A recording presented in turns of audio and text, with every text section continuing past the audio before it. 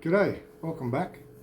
This is a video about a trip I just did back to Perth, Western Australia. And the Western Australian government opened up the state on the 5th of February to citizens that wanted to return to Perth, and me being one of them. I needed to get back there and do some things at my house, fix it up and all that. So I took the opportunity to go back to Perth, and wasn't exactly straightforward. So in this video I'll just go through my experiences of what I did. Again, disclaimer, I left Thailand on the 4th of February, so 2022. So it's these things get outdated very quick because rules change, things change. So when I originally was supposed to go back to arrive on the 5th of February, which was the opening day, you were supposed to do, if you came direct into Perth, you had to do a 7-day hotel quarantine and then a 7-day at-home isolation or quarantine. But if you came through another state of Australia, like I came through New South Wales, through Sydney, and so I could quarantine at my house for the 14 days. But I was only home for about 3 or 4 days, I think it was, and they changed the rules and they said, well, now you only have to do 7 days. So I was fortunate with that. But at the moment, you don't have to do, if you're vaccinated, fully vaccinated, you don't have to do any quarantine on arrival into Perth, and you can fly directly into Perth. You don't have to go through another state or anything like that. So again, things change that quickly. Similarly, when I came back to Thailand, and when I first applied for the Thailand pass, you had to do a PCR test 72 hours before you got on the plane to come to Thailand. But after April the 1st, you no longer need to do that. So if I'd have come back after the 1st of April 2022, I would have saved myself 145 Australian dollars. But I came back on the 23rd of March 2022, so I had to do the PCR test. So just bear in mind, if you're watching this video, it's all time dependent. So when I did it, it's not going to be like when other people do it. So all I'm doing here is just giving an explanation of what I did to get back to Australia, do what I had to do, and then come back into Thailand. So I hope you enjoy the video, and I'll see you at the end. So before leaving Thailand, I had to do a PCR test and get a negative result 72 hours before I got on the plane from Bangkok to Australia. So I did that at our local hospital in Tuck, and luckily I tested negative, and I was able then to travel to Sukhothai, which is about a 1.5 hour, 2 hour drive to Sukhothai Airport, and jump on a Bangkok Airways flight to Bangkok.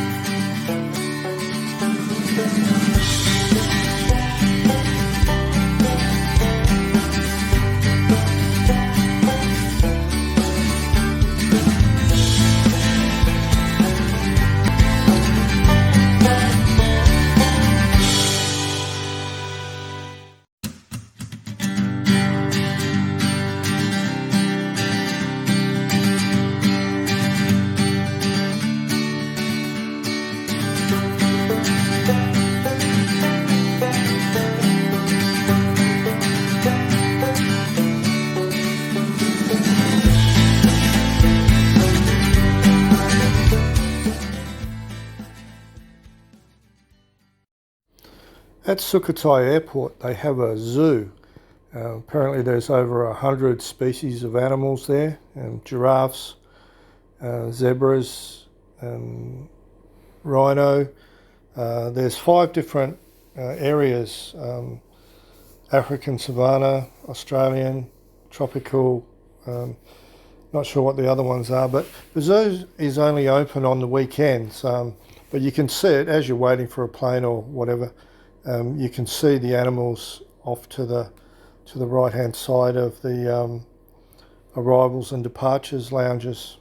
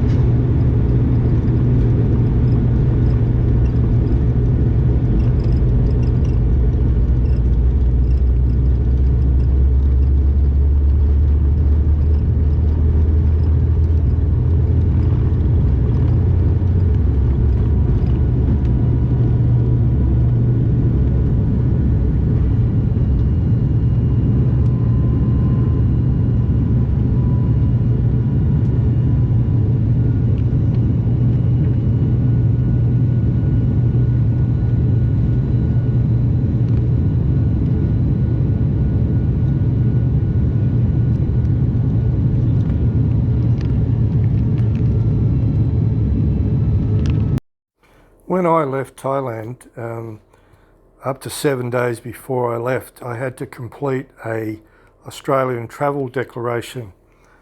This is how things change so quickly. That is now called a digital passenger declaration. So you can't do it before 7 days, and you can't actually submit it until 72 hours before your flight, because it has to include your PCR test details, so your health details. You have to provide your contact details, including a contact phone number in Australia. That could make it difficult for some people.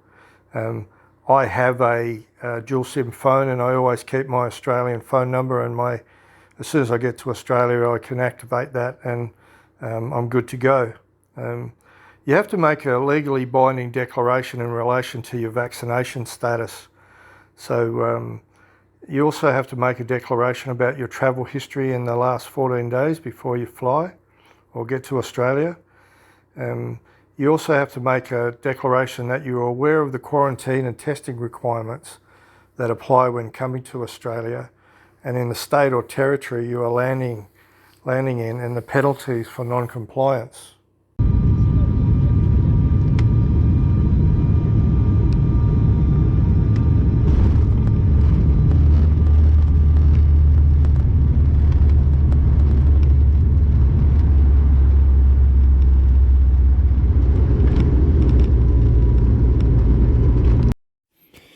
I booked a hotel close to the airport, Suvarnabhumi Villa Airport Hotel.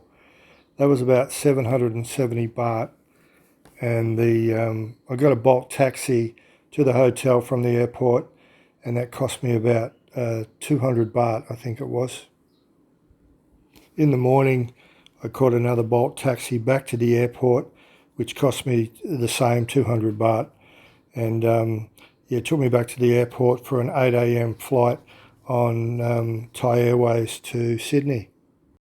Before I left Thailand, I needed to get a re-entry permit from immigration. I did that at the airport was quite easy to do. You just go to the immigration section, and the lady took me down to a little office and did the paperwork. She didn't keep my paperwork, the copies of my passport, my visa, etc. She handed them back to me, but stamped in my passport was a re-entry permit, which cost me 1,000 baht. You can get a single entry or a multi-entry, and single is 1,000 baht, multi is 3,900 baht. So I went for the single this time.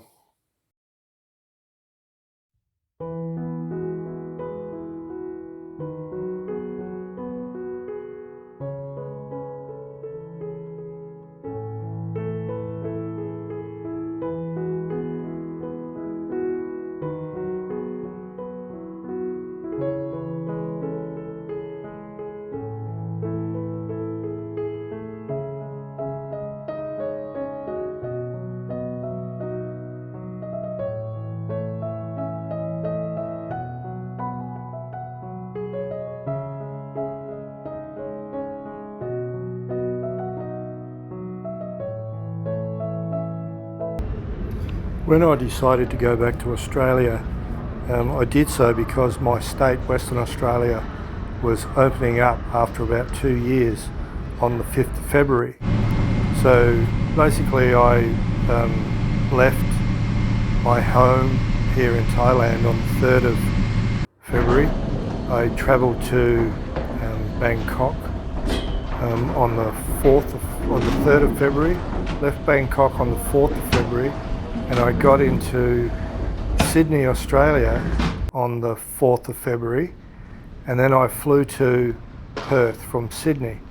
Now the reason I did that was because when they opened up Western Australia, if you flew directly into Perth, which is the capital city, you had to do 7 days hotel quarantine, and then you could do 7 days at your home. But if you flew in through another state, like I flew in through New South Wales into Sydney, and that meant I can do 14 days home quarantine instead of the hotel and the combination of the home.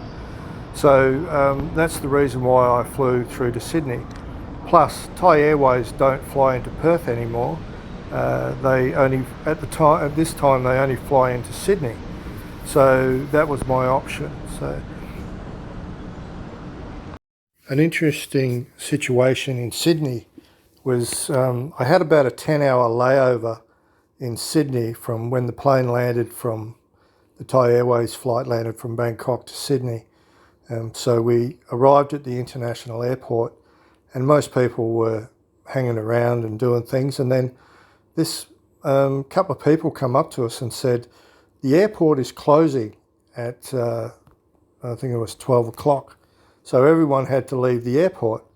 This is an international airport, you know. But anyway, there's a hotel in Sydney Airport, but that wasn't open. I don't know whether it's a new thing and it just hadn't opened or not, but yeah, that wasn't open. And so they basically kicked us out into the street.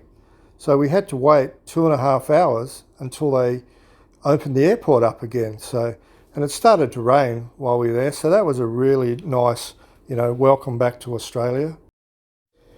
At the Sydney International Airport, you've got a couple of options to get to the domestic terminal. One is a shuttle bus, which is free, and one is the train, which me and a few other people thought was free also. But what happens is you can actually get to the international train terminal, and you can jump on a train and then go across to the domestic terminal. But when you get to the domestic terminal, they make you pay to get out. So it's not a free trip like the shuttle bus.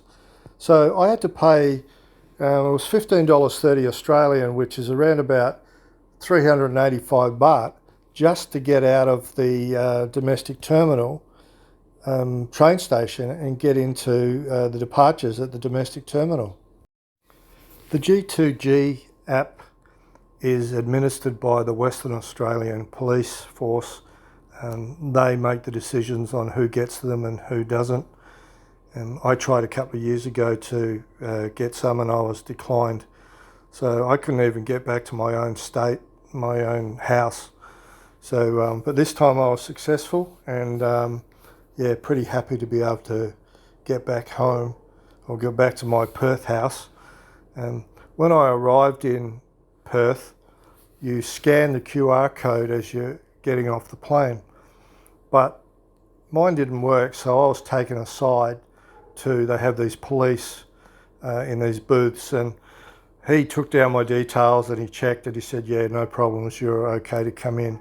But he got me to download a G2G Now app, which basically tracked me while I was in quarantine. So, you know, you had to check in every day, and I think it knew your location. So if you went away from your location, they would know. But all good. I checked in every day, did whatever they wanted.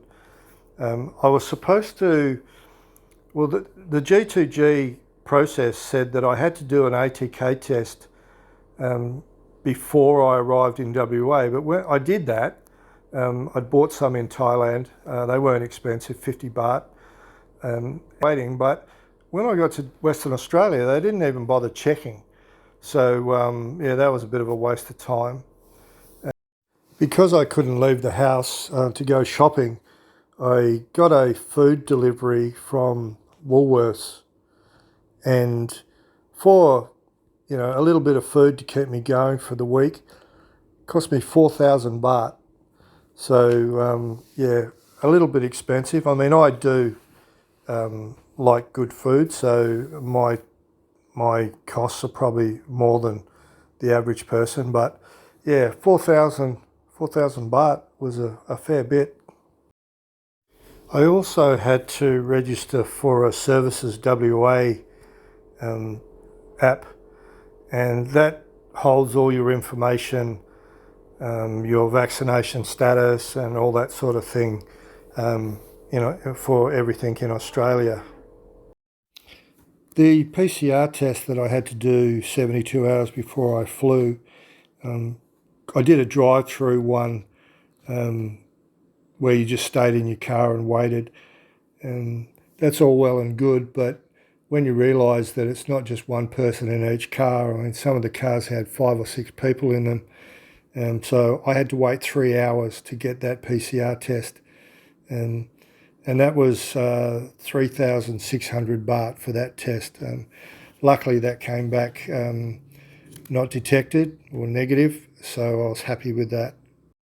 One thing that shocked me a little bit was when I was doing check-in with Singapore Airlines, I had all the documents, I had my vaccination status, I had my passport with my visa and my re-entry permit. And when I went to check in, the attendants there said, oh, we don't think we can let you board because you don't have a return ticket. And I said, yeah, but I'm returning to Thailand. There's my visa. It's valid until December this year. There's my re-entry permit. And they still insisted that they weren't going to let me board the plane because I didn't have a return ticket. Anyway, I argued the point, and they ended up going to see a supervisor. And the supervisors ended up saying, well, they looked at the regulations, and he said, because it doesn't say you must have a return ticket, it only says you should have a return ticket. They were going to let me board the plane, but with a warning that if I got to Thailand and Thailand refused me entry, I would have to jump on a plane and head straight back to Perth, which I found ridiculous because I don't live in Perth, I live in Thailand. So I was returning home. I spent approximately 7 weeks, or 6.5, 7 weeks in Perth, getting things done, sorting things out, you know, checking some medical things and getting skin checks and going to opticians and things like that. So I did quite a bit while I was in Perth, but then it was time to head back to Thailand. So I had to apply for a Thailand pass. Now that was quite simple really, because I'm fully vaccinated. Oh, that's another thing I did while I was there. I got my booster while I was in Perth, so I'm triple vaccinated now. And so getting the Thailand pass was reasonably easy. You had to have insurance, which I'm covered for on my OA visa. So that covered me for the COVID insurance. I got a certificate from Pacific Cross to cover that. I had to provide details of my hotel booking, which included a PCR test and an ATK kit to take with me. It also included airport pickups. So applied for the Thailand pass, everything was good. Got award. The Thailand pass was approved after, I think it took 2 days. And so therefore I had the Thailand pass and I was good to go. The only other thing I had to do was another PCR test within 72 hours of my flight. Now that's changed now. As of April the 1st, you don't need to do that to get into Thailand. But when I left on the 22nd of March, I still had to do that. The test came back negative, so I was good to go. Oh, you had to provide your airline ticket or your flight details as well. You didn't have to produce a ticket, but you had to give them the flight numbers, etc. Arriving back in Thailand was pretty straightforward. I was really impressed with the way they manage things. You get off the plane and you just head through like a little checkpoint where they check your Thailand pass. They scan the QR code and away you go. You head through immigration and customs. Immigration was fine. I had my re-entry permit and straight through I went. Customs was straight through the green line, and I had to go to gate 10, which is where the pickup is for the quarantine hotels or the SHA plus hotels. So they were down at gate 10, so I went there and I waited probably 10-15 minutes, and they come and got me and put me in the shuttle bus, and I was the only one in there, of course. And on the way to the hotel, they stop in at a hospital. It's like a clinic down the bottom. You go in there, they take your details, and they put you in another little room, did the PCR test, and away we went onto the hotel. Checked into the hotel, and they just said, look, stay in your room until you get advised. I checked in early in the morning. It was probably about 10:30 that I actually checked in, so well before the normal 2 p.m. check-in. And I just waited in the room, and I think around about 5 o'clock, something like that, I got a phone call from reception, and they said, oh, you're negative. You can leave the room. So I just went down to the 7-Eleven, which was down the road, and bought some drinks and snacks, and then went back to my room and did a grab eats order at I think it was Burger King, yeah, all good. I think it was the meal was only about 350 baht, which is a lot cheaper than the Perth meals. And I just stayed the night in that hotel because my flight from Bangkok to Sukhothai wasn't until the morning. So just stayed there overnight and waited for the next day. When I checked into BS Residence Suvarnabhumi, they asked me to download the Morechana app. Now, I already had the Morechana app on my phone, but they asked me to delete that one and reinstall it. So when I reinstalled it, it came up with a QR code, and it was coloured orange, and it said medium risk. So I wasn't quite sure about that, but anyway, once I'd received my negative result, it changed to green and it became low risk. So I imagine that is to show anyone if they ask for it.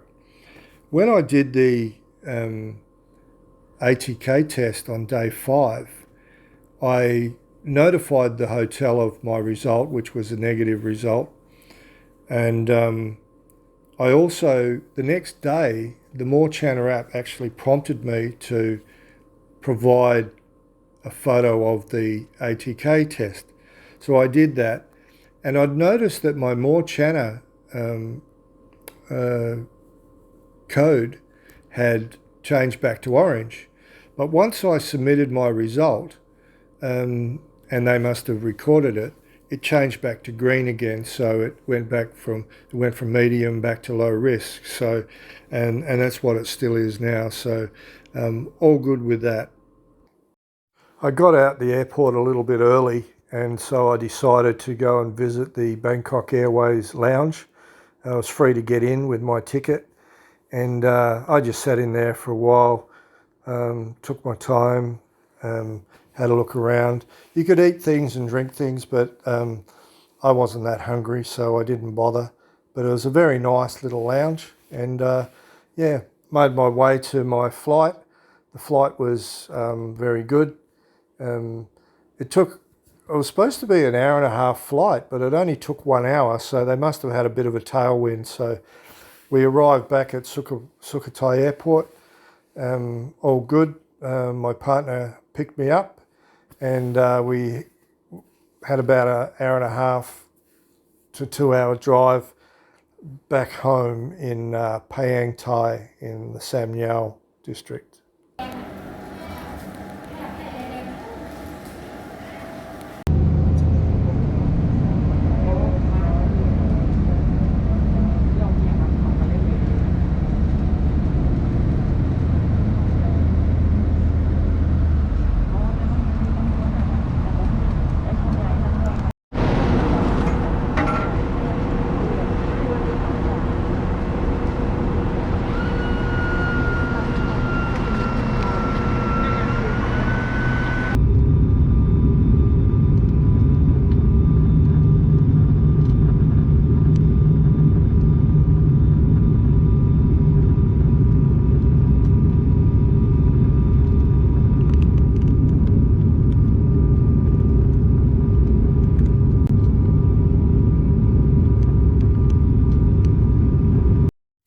So to summarise, I had to do a PCR test within 72 hours of leaving Thailand.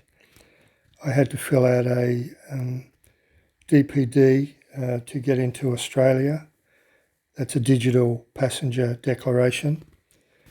I had to apply for a re-entry permit so I didn't lose my Thai visa. I had to fill out an arrival card to get into Australia. I also had to apply for a G2G pass to get into Western Australia, and that required me doing an ATK test 24 hours before I arrived in Perth, but they didn't even check that. When I arrived in Perth, I had to download a G2G Now app so I could be traced during my quarantine. My quarantine was 14 days in my home, but that was cut to 7. I had to have a PCR test within 24 hours of arriving in Perth. I also had to do an ATK test or RAT test after day 7. And I then had to do, on my coming back, I had to do a PCR test 72 hours before my flight. I also had to apply for a Thailand pass, which included $20,000 US insurance, COVID insurance. Proof of vaccination, proof of my hotel reservation, and the flight details. The hotel reservation had to be at a SHA++, SHA++ hotel. I also had to fill out a TM6, which is the arrival card for Thailand. I had to do a PCR test on arrival in Thailand, and on day 5 I had to do another ATK test or RAT test. All those tests, PCR and ATKs, they all had to be negative. So that basically summarises the tests and the paperwork that I had to fill out on my way to from Bangkok to Perth and back. This just shows how much the trip from Thailand to Australia and return cost me.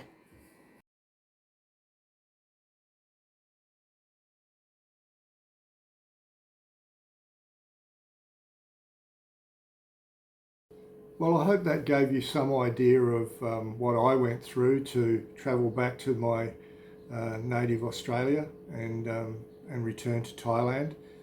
And like I said previously, things change all the time. Things will be different now than what they were when I did it. So you just have to keep up to date with all the new rules and regulations, etc. So I'll thank you for watching and say cheers.